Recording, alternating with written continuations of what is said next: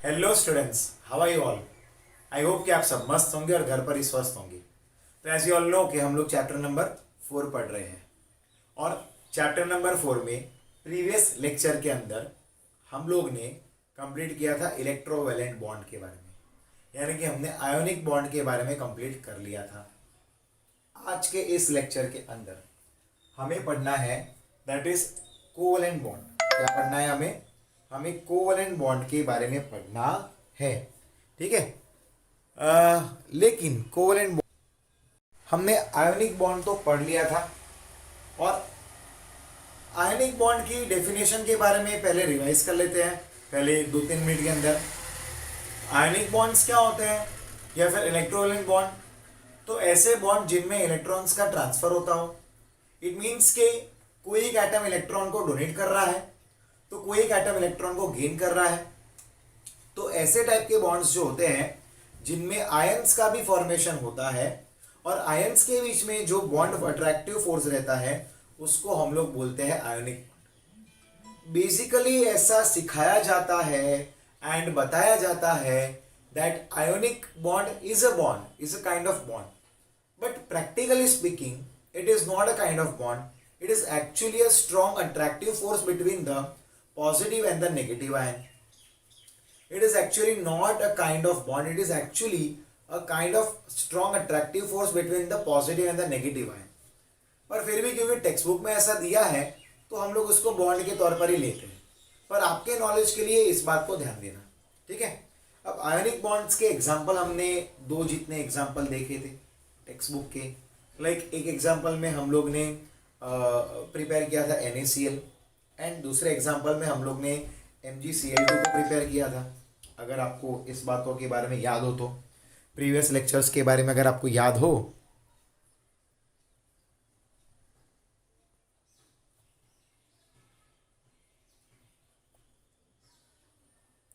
Previous lecture के बारे में अगर आपको याद हो तो आपने ये चीज़ों के बारे में पढ़ा था, ठीक है। अब आज हमें पहले तो हम ऑक्टेट रूल समझते हैं और फिर हम लोग कोवैलेंट बॉन्ड पे जाएंगे। आज के इस वीडियो लेक्चर के अंदर मैं ट्राई करूंगा कि मैं कोवैलेंट बॉन्ड के जितने भी एग्जांपल्स हैं वो आपको कंप्लीट करवा दूं। तो पहले हम लोग ऑक्टेट रूल की बात करते हैं, ठीक है।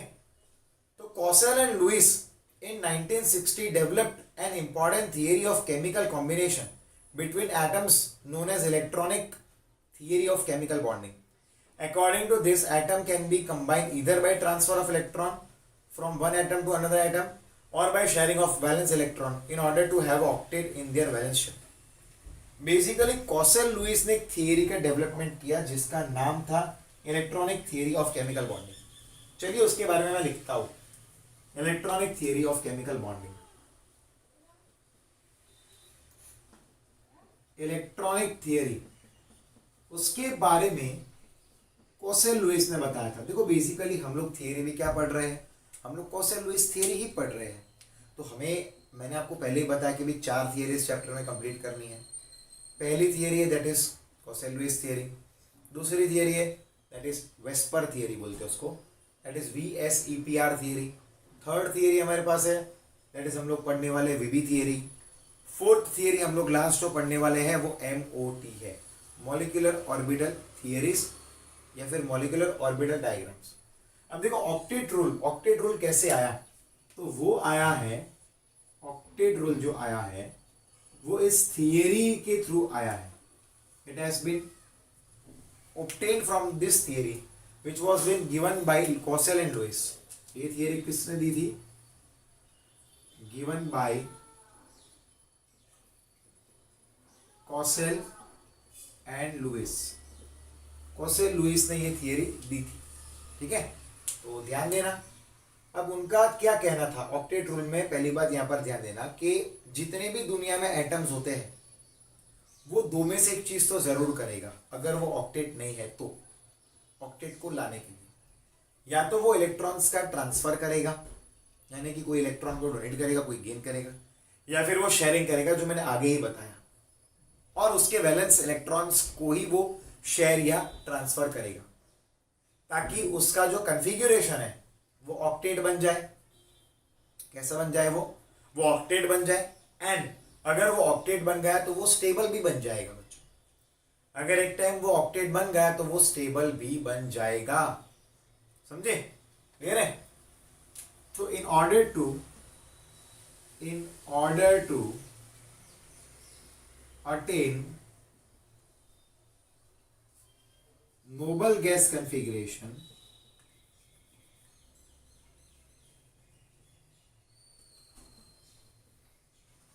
or octet configuration,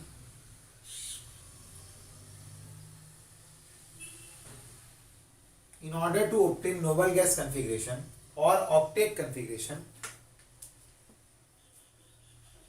atoms either share electrons, share valence electrons, or they can transfer electrons, या तो वो क्या करेगा, इलेक्ट्रॉन्स का ट्रांसफर करेगा। ठीक है? लाइक अगर उसने शेयर किया है यानी कि यहां पर वो कोवेलेंट बॉन्ड का फॉर्मेशन कर रहा है, और अगर उसने ट्रांसफर किया है तो फिर वो आयोनिक बॉन्ड का ट्रांसफर कर रहा है। ठीक है? अगर वो शेयर कर रहा है तो वो कोवेलेंट बॉन्ड का फॉर्मेशन कर रहा है, और अगर वो ट्रांसफर कर रहा है तो वो आयोनिक बॉन्ड का फॉर्मेशन कर रहा है, और यही है ऑक्टेट रूल। अब हम लोग करने वाले हैं next theory, that is covalent bond, जो हमारा नेक्स्ट टॉपिक है। आयोनिक बॉन्ड का दूसरा नाम क्या दिया है, दैट इज इलेक्ट्रोवैलेंट बॉन्ड। क्या नाम दिया है? Electrovalent bond. ठीक है? ये आयोनिक बॉन्ड का दूसरा नाम है। चलिए शुरू करते हैं कोवेलेंट बॉन्ड को। तो पहले कोवेलेंट बॉन्ड को हम लोग पढ़े, उससे पहले हम लोग उसका डेफिनेशन लिख लेते हैं। ठीक है? आज के इस लेक्चर में हमें कोवेलेंट बॉन्ड के बारे में ही पढ़ना है।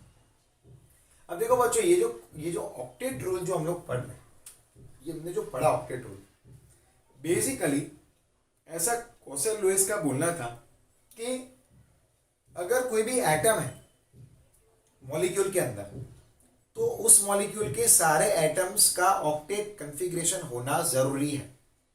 मेरी बातों पे ध्यान देना और अपने दिमाग में उतारना और ध्यान से सुनना कि कोई भी मॉलिक्यूल के अंदर जो भी एटम्स है उसके, वो सारे के सारे एटम्स के ऑक्टेट कॉन्फ़िगरेशन होने जरूरी है। वो सारे के सारे एटम्स के ऑक्टेट कॉन्फ़िगरेशन होना जरूरी है। क्या रीजन है? तो रीजन ये है कि अगर वो ऑक्टेट कॉन्फ़िगरेशन है तो ही वो स्टेबल होगा, वरना वो मॉलिक्यूल स्टेबल नहीं होगा। यानी कि उनके मुताबिक जो भी मॉलिक्यूल के अंदर एकाध एटम भी स्टेबल नहीं हुआ तो फिर वो मॉलिक्यूल स्टेबल नहीं रह पाएगा। एकाध एटम का ऑक्टेट अगर नहीं हुआ तो फिर वो मॉलिक्यूल स्टेबल भी नहीं रह पाएगा। ओके, चलिए कोवेलेंट बॉन्ड के बारे में पढ़ते हैं। Basically, what is a covalent bond? So here there is transfer, or sorry, here there is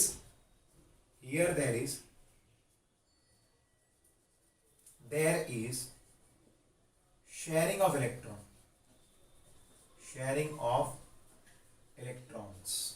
यहाँ पर क्या हो रहा है? इलेक्ट्रॉन्स का शेयर हो रहा है। चलिए इन दोनों के बारे में मैं एक प्रैक्टिकल एग्जांपल लेकर समझाता हूँ। लाइक मान लो आपका 5 जन का एक ग्रुप है, फ्रेंड्स का, 5 फ्रेंड्स का एक ग्रुप है। अब ऐसा हुआ कि एक जन की बर्थडे पार्टी, मतलब कि बर्थडे है, किसी भी एक का बर्थडे है, तो ऑब्वियस है कि आप उसको बाकी नहीं रखोगे, बराबर कि नहीं? बराबर उसको धोओगे, धुलाई करोगे, बढ़िया उसको वो स्प्रे डालोगे और उसका मुंह बिगाड़ोगे, बराबर कि नहीं? अब बर्थडे पार्टी कौन देता है? मान लो जिसका बर्थडे है वो बंदा बर्थडे पार्टी दे रहा है।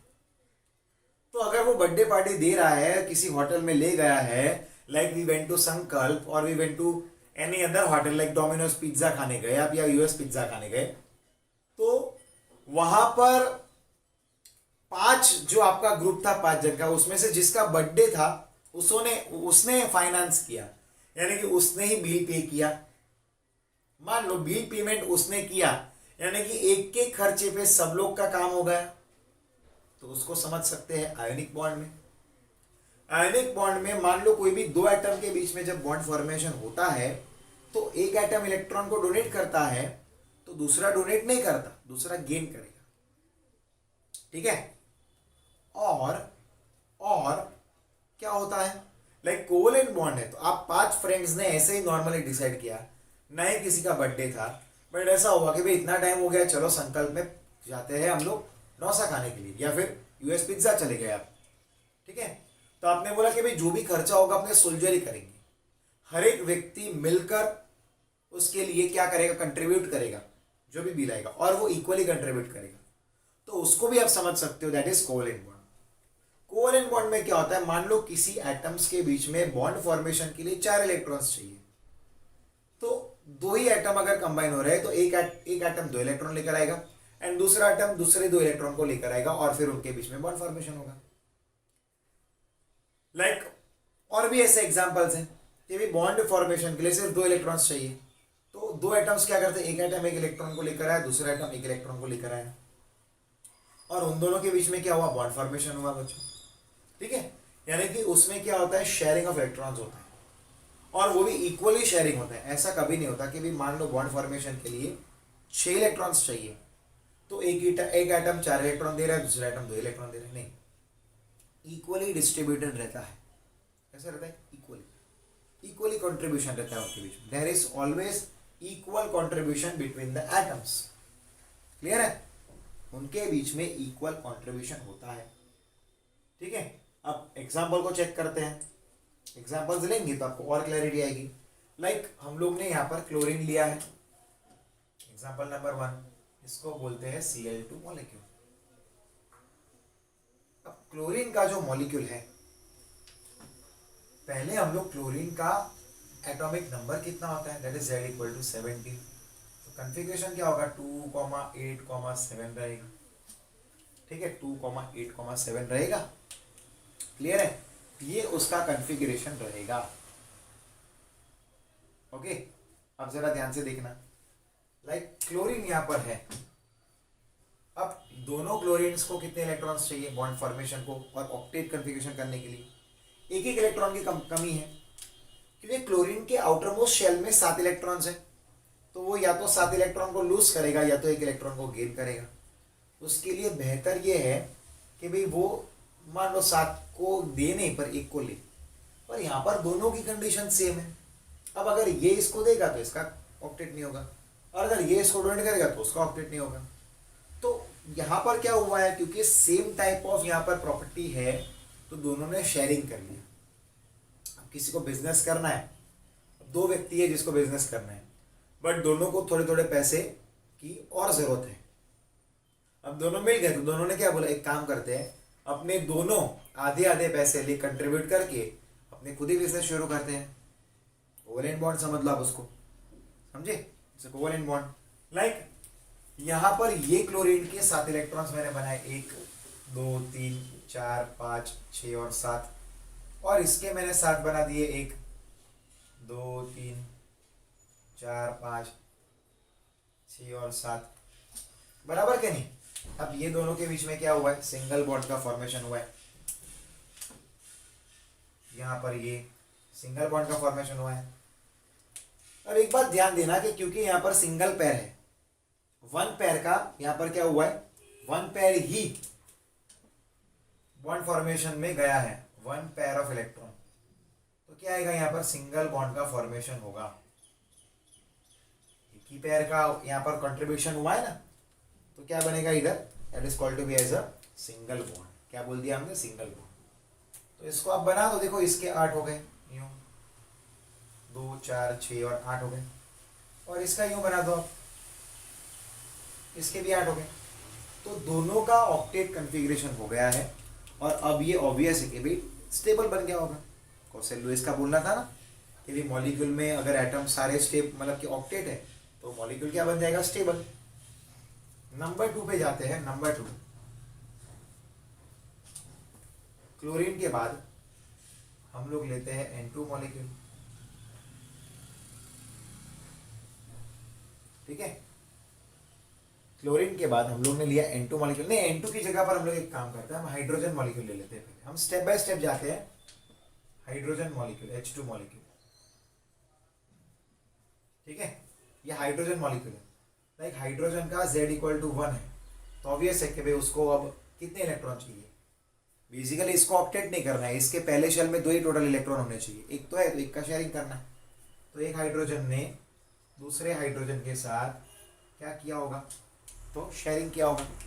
देखो ज़रा ध्यान से, इसके 2 हो गए, इसके भी 2 हो गए, काम खत्म, पैसा आ जाओ समझ गए ना, हो गया दोनों का ऑक्टेट ऑक्टेट। और भी एग्जांपल लेते हैं, third example oxygen molecule, oxygen molecule जिसको O2 बोलते हैं।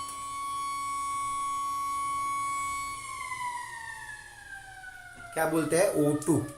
जरा ध्यान से देखना, तो ये ऑक्सीजन मॉलिक्यूल हुआ जो हमने O2 लिखा है, ठीक है। तो जरा ध्यान देना, लाइक आवाज आ रही होगी आपको हूटर की। ऑक्सीजन है तो उसका Z= कितना होता है, 8, दैट इज 2,6। तो 2,6 है, तो ऑक्सीजन को कितने इलेक्ट्रॉन्स करने हैं, 8। कितने चाहिए अभी, 2 और चाहिए, तो वो कहीं ना कहीं से क्या करेगा, शेयरिंग करेगा। तो ये ऑक्सीजन के पास 1 2 3 4 5 6, एंड ये ऑक्सीजन के पास 1 2 3 4 and 5 6। Now you can do one thing, that is check it. इसके 8 इलेक्ट्रॉन्स हो गए हैं एंड इसके भी 8 इलेक्ट्रॉन्स हो गए, लेकिन यहां पर इनके बीच में जो बॉन्ड फॉर्मेशन हुआ है, that is due to 2 pairs of electrons, that is due to 2 pairs of electron,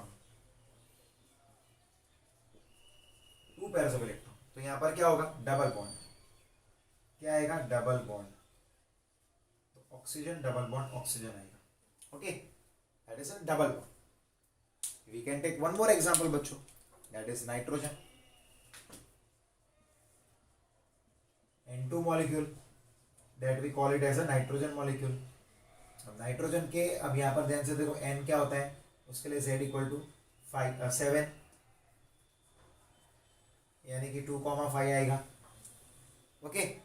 तो जरा ध्यान से देखना, यहाँ पर 1 2 3 4 5, यहाँ पर 1 2 3 4 एंड 5, क्लियर है।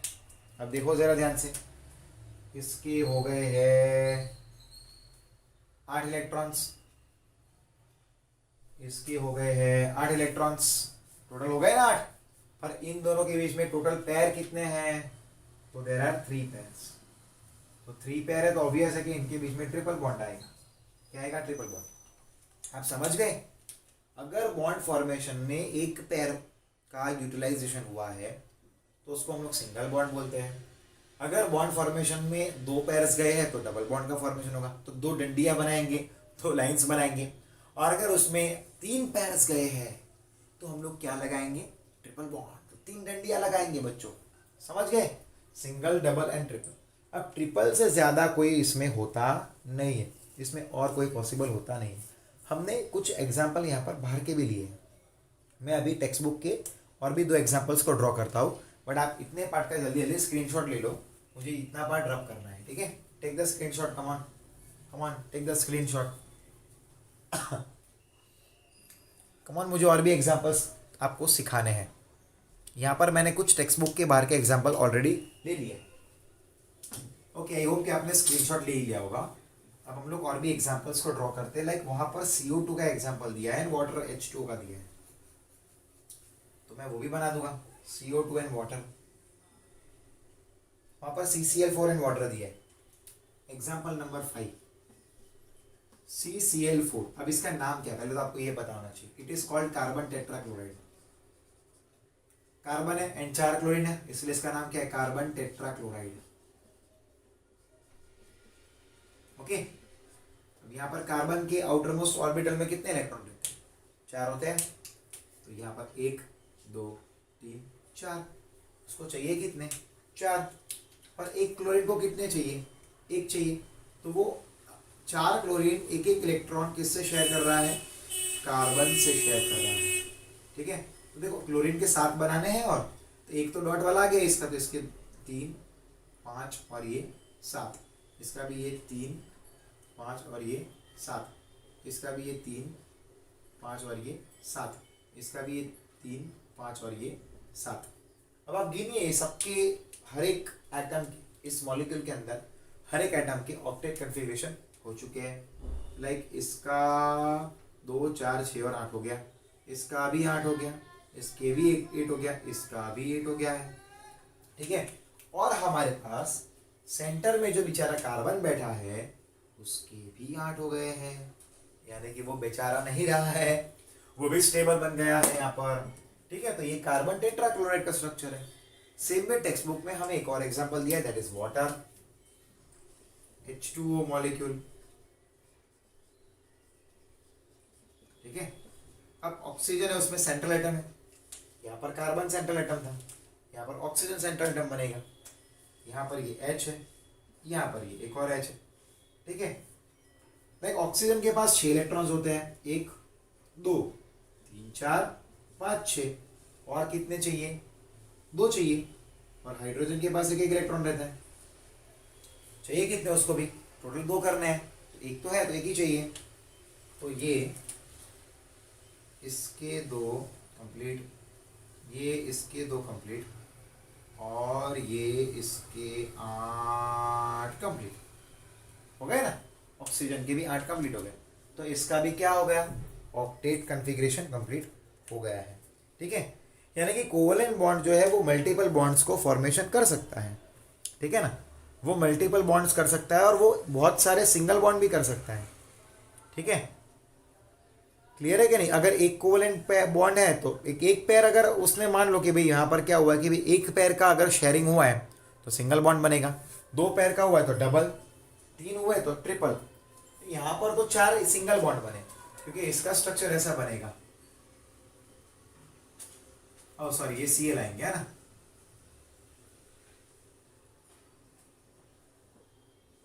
ठीक है, इसका ये सिंगल है ना, यू इधर एक ही पैर है इधर, तो इनके बीच में ONH के बीच में सिंगल बॉन्ड, यहाँ पर भी एक पैर है सिंगल बॉन्ड, यहाँ पर भी एक पैर है सिंगल बॉन्ड।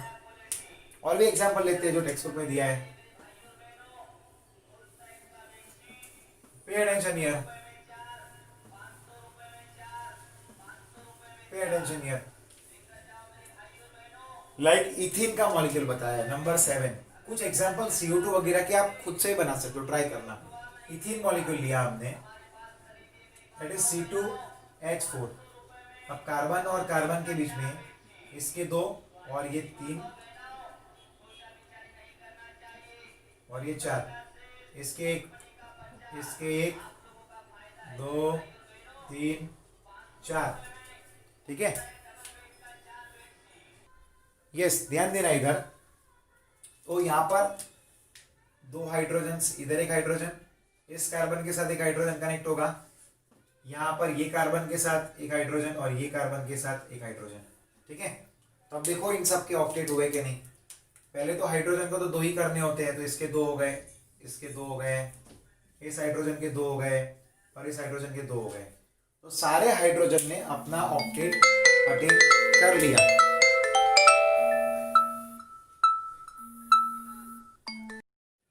यस, यहाँ पर ध्यान दो, और ये कार्बन के यहाँ पर 8 इलेक्ट्रॉन्स हो गए।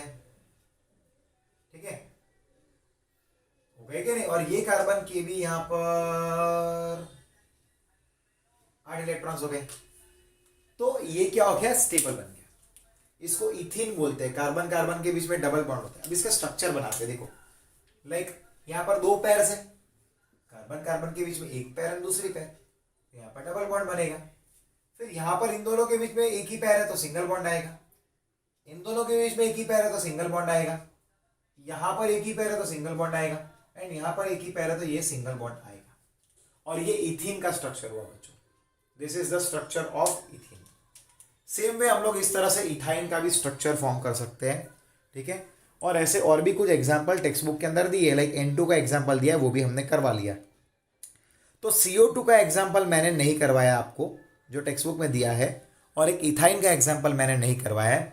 तो ये दोनों मैं आपको होमवर्क में देता हूँ ताकि आप ट्राई करो। तो यहाँ पर कोवेलेंट बॉन्ड के फॉर्मेशन वाले जितने भी मॉलिक्यूल्स मुझे आपको प्रैक्टिस करवाने थे वो कंप्लीट हो चुके हैं। अब इसके बाद का जो नेक्स्ट टॉपिक है वो है लुईस डॉट स्ट्रक्चर और उसके रूल्स। तो पहले हम लोग रूल्स पढ़ेंगे और फिर उसका स्ट्रक्चर पढ़ेंगे, ठीक है। आई होप कि आज के इस वीडियो लेक्चर में आपको क्लियरली समझ में आया होगा। मैं एकदम शांति से पढ़ा रहा हूँ। अभी ऑलरेडी हमारा चौथा चैप्टर कंप्लीट होने आया। इस टर्म में 6 ही चैप्टर हमें पढ़ने होते हैं, 1 से 4, 5वां चैप्टर एंड 7वां चैप्टर। तो इस मंथ एंड तक तो हम लोग ये चैप्टर तो कंप्लीट होगा ही होगा, बट साथ में हमारा 5वां चैप्टर भी काफ़ी कुछ कंप्लीट हो चुका होगा। अक्टूबर तक हम लोग ये 6 चैप्टर्स खत्म कर देंगे, जो काफ़ी बड़े चैप्टर भी है। बेसिकली ये चैप्टर काफ़ी बड़ा है, मुझे डिटेल में पढ़ाना है क्योंकि इसके रिलेटेड क्वेश्चंस आपको नीट में जेई में काम आएंगे और ये आगे आने वाले केमिस्ट्री के चैप्टर्स का फाउंडेशन चैप्टर है, ठीक है। चलो तो फिर मिलते हैं बच्चों। Till then goodbye, take care. और ये सारी चीज़ों का स्क्रीनशॉट लेकर नोट्स बनाना मत भूलना। Okay students, bye and take care.